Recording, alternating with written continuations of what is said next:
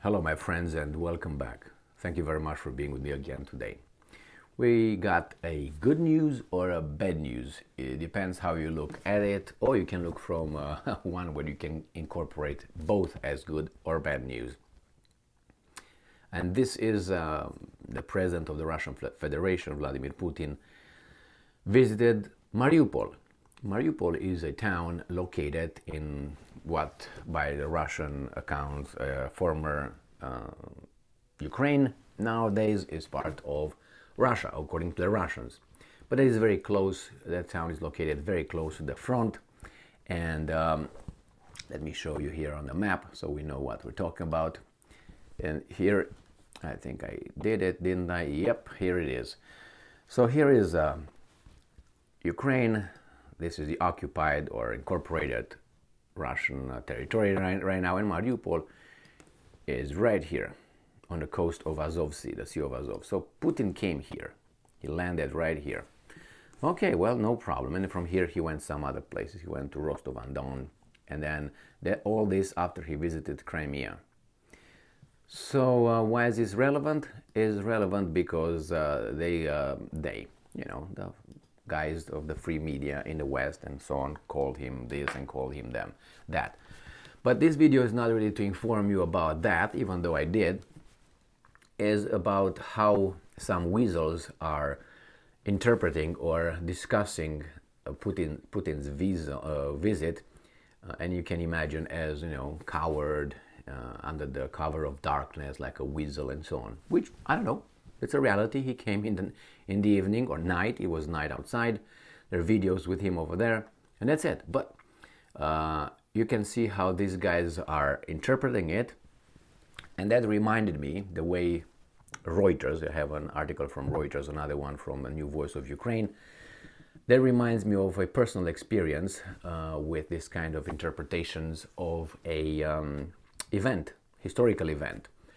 Not about this one as a historical event, but something that happened in 1940, in June 22nd.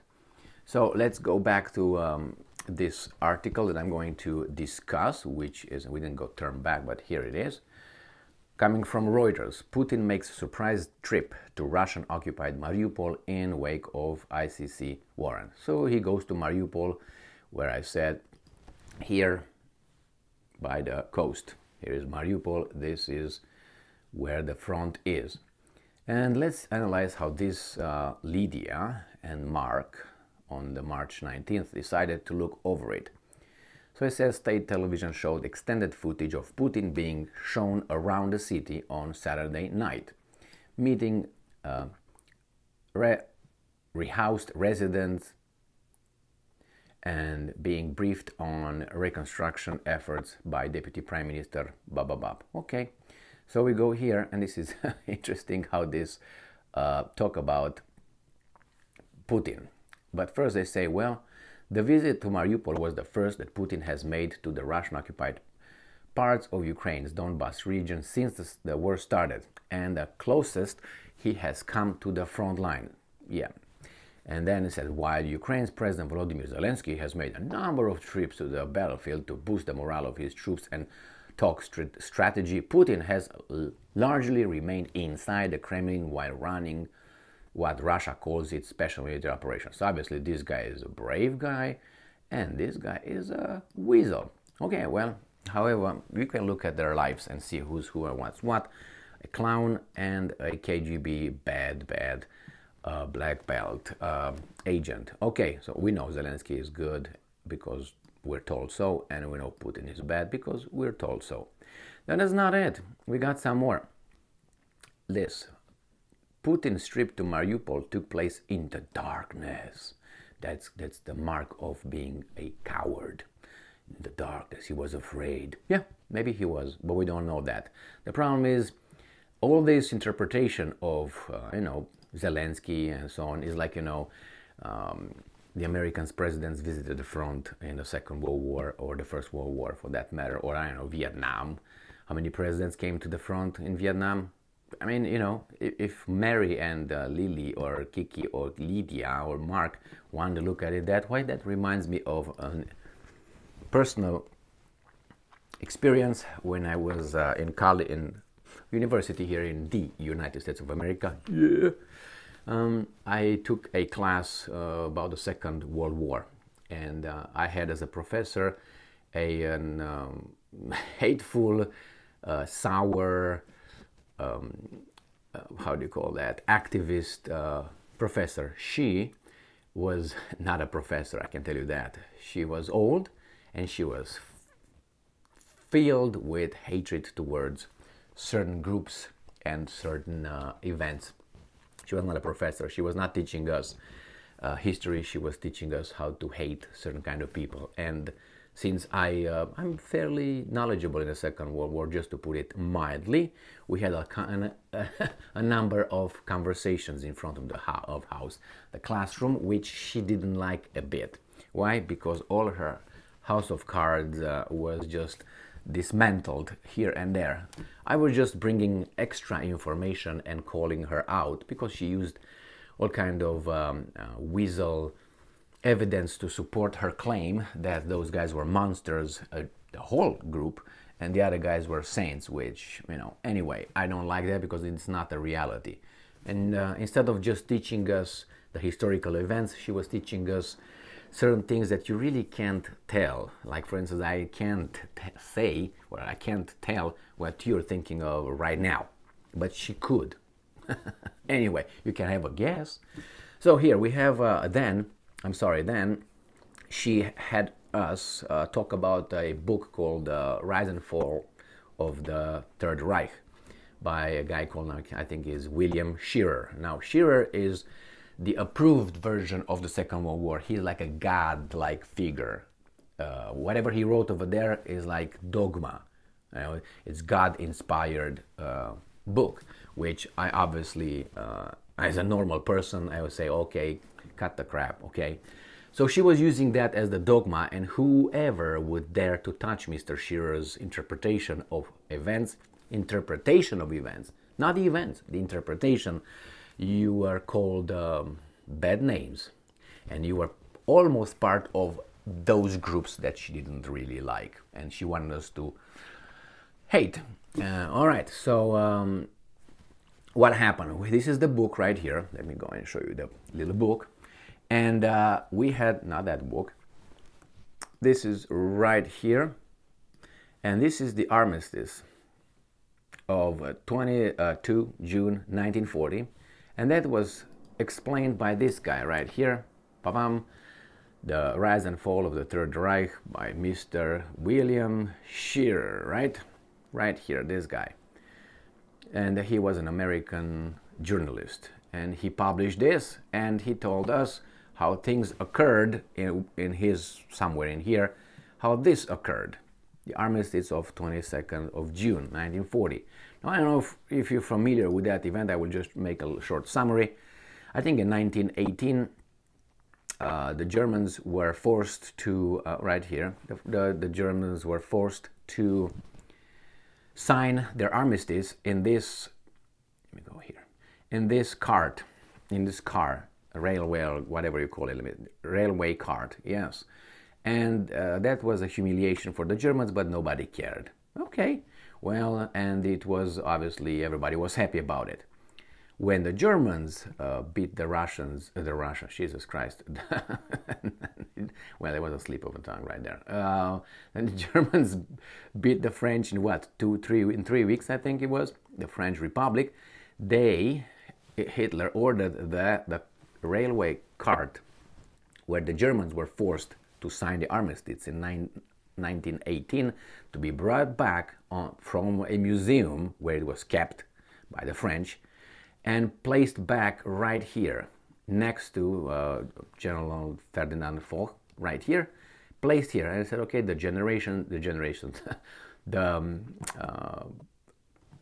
French will come in here, the representatives of the French who would sign the armistice will be here, and the Germans will come here, sign it, and that's it. So I said, well, if you liked us to do that, right, then I think right here, right, then you will not have any problem having us have you obviously sign it in the same place. Well, the French felt humiliated, but I don't understand why, because if you feel humiliated, don't you think that the other guys felt humiliated in 1918? I think so. So you can watch this video, it's on film, where this guy, the bad guy, Hitler, shows up here, looks over there, and moves here, gets in, sits down for a few minutes, and then gets the hell out, and those guys sign the armistice. Now, Mr. Shearer, he will tell you in this book of his, he's gonna tell you how he saw Putin. Jesus Christ. Yeah, all these things are coming over, Red Rover. How he saw, Putin, Hitler coming, and what his behavior, he interpreted his behavior and his facial and whatever he does for us in his book. Little that he knew that probably the video will be shown and it's available if you click it and see it and you can compare. So anyway, when I had this discussion with this professor, so-called, we talked about that. How could he? Why should we believe? At that time, I didn't have it was not YouTube around. I think it was not YouTube in that, so I didn't watch it. But anyway, there was some conversation about why should I believe Shearer? Just because. But it was all hatred. It was not, well, so what if he scratched his balls while walking towards the railway car? Doesn't really matter to me. But if you want to give it an interpretation to that one, because you got an itch somewhere and he to scratch, that's his thing. But no, she interpreted as him being cocky or something. Man, when you have a mindset like that, you could see things in that matter. So when you have Lydia here and Mark telling you that he came in the middle of the night, which is a fact, he came here, but immediately after Zelensky, who came to the front a few times, good for him. It's just the interpretation that these weasels are giving us. So let's see if the other article I have ready here from the New Voice of Ukraine tells us something else. I will just skim through it. So, the New Voice of Ukraine, March 19th, 2023, Russian propaganda media shows video of Putin's visit to Ukraine's Russian-occupied Mariupol. A video of his nighttime trip has emerged, as was released by the Russian propaganda news RIA Novosti on Telegram. Putin reportedly arrived in Mariupol by helicopter and then drove through the city by car to inspect various facilities and talk to local residents. According to the videos that have surfaced, Putin is seen purportedly driving through the city at night and visiting the Mariupol Philharmonic, where cages previously installed for a trial of captured fighter were seen to have been removed. Maybe they were not what you guys said. They were removed and then placed back after he leaves, correct? Correct. And by the way, I think he drove a Toyota. And in another video, Putin is seen apparently talking to residents of the Nevsky residential complex. The dictator's visit to Mariupol took place a few days after the anniversary of the Russian airstrike on the Mariupol Drama Theater. I didn't give a shit about it, I guarantee you that. Again, Russian dictator arrived in Crimea on March 18, making his first visit since the start of full-scale invasion by the Russian Federation. And remember, he came here. That's very important because he did it in nighttime again, which is a fact. I'm not here to defend that guy or how should I put it, bash him. But this is one thing. The world, life in general, people in general are jealous. We are jealous. We are envious, more or less. And that's a bad thing for us because that causes us pain in the first place. That means we are tormented by something. That it's not a healthy feeling that's going to attack our heart, our brain, our liver and kidneys and so on. Hatred and these kind of things. Especially the feeling of jealousy and envy, more envy. So in life, maybe you experience this, and I'm going to tell you what I do about it. When people usually try to get you down if you excel in something. So this is where, let's say, you are. Let's say where you really are. This is an objective. This is the bottom, that you're nothing, and here you're very good. The world will try to get you down. They will not say that you are where You objectively are. Maybe you don't think you are here. Maybe you obviously think you're right here, okay? Let's say. But this is, let's say, it's an objective representation of your reality, your value, valor. And the world will almost never get you up unless they need something from you. And they need you to be portrayed as fantastic. They usually drag you down. I don't know, people that you meet.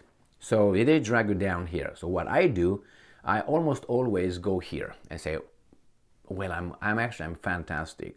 Even though I know I'm not fantastic about that particular issue, but I know I'm here, or at least I think I'm here.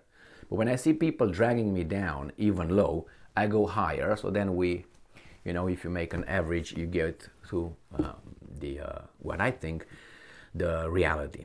But the same here. When I see these guys making this kind of articles about the evil Putin, and you know, the cages were removed without evidence anyway. The cages were over there. Putin came overnight like a weasel. Zelensky came a few times. Now what? Is Putin in a contest, a competition with Zelensky? Who comes more in, you know, in the occupied territories, or the whatever you want to call it, Ukraine? He came to Ukraine. Zelensky was not over there to meet him. That was not nice.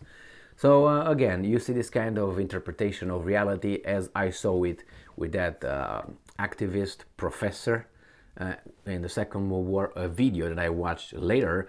It was just, there was one thing. She was talking about art that some groups were promoting versus the garbage, no, the, how do you call it, the Weimar Republic was pushing all that, you know, and say, oh my God, that's what art those guys were promoting versus the beautiful art over there, and we're supposed to love that one and hate that one. She was just, again, that's another preference based on preference. Because you look at a piece of art, it's based on your subjective interpretation of that, if you give it value by what you like, what you see. But anyway, she was just a old professor, and that surprised me. Old, I don't know how old she was, 65, about that maybe, I don't know. She tried to look younger, but she couldn't. She failed miserably. But anyway, she was, that reminded me of some of my teachers from communist Romania, where whatever she says is law, and whatever she teaches you is law. You can't add or subtract anything from that. That's like and that's not, history is not a dead science, or you know, how should I put it? History is not a dead, how do you call it with that issue? It's just you find more things. You always find, not always, but you find more interpretations based on new evidence, you know, discovery and so on. So then you add and you complete the whole view of certain kind of events. But she obviously was not a historian. She was just a hack, you know, trying to give us that's it. No more, no less. You can't add anything to that. Well, some things that, you know, always come and change or complete. Now change by completing the whole view. But she, imagine that person being, and she was very revered, just so you know, in the department over there. And imagine that person being your boss. You're screwed. You're gonna submit your resignation pretty soon, unless you just want to have problems with your kidneys, liver, heart, and brain after about a month or so. Thank you very much for being with me again today. Stay strong, stay smart, look for the truth, and be just.